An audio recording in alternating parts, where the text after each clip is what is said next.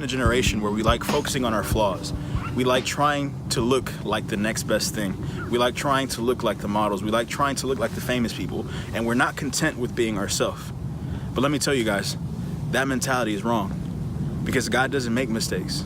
And he tells us from Genesis that from creation, he doesn't make any mistakes. It's in God's nature where we really discover his power. Where we really discover that he's the greatest artist.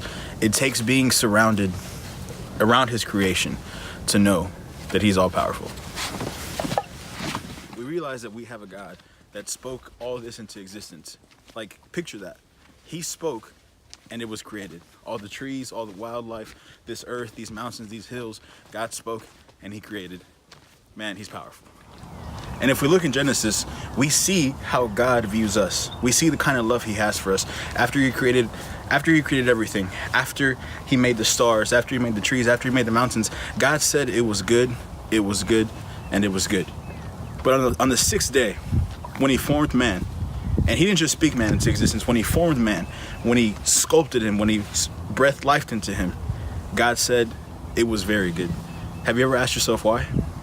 And quite frankly, he said it was very good because you and I, mankind, were his masterpiece.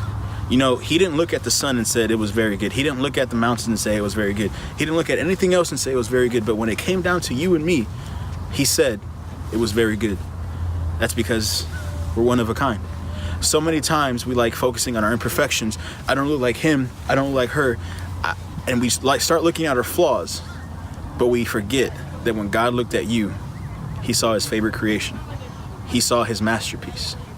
We see God's love all the way in creation. We see God's love in Genesis.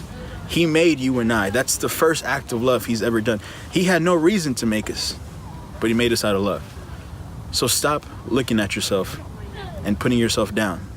Because when God looked at you, he didn't see an imperfect man. He didn't see someone ugly. He saw someone beautiful.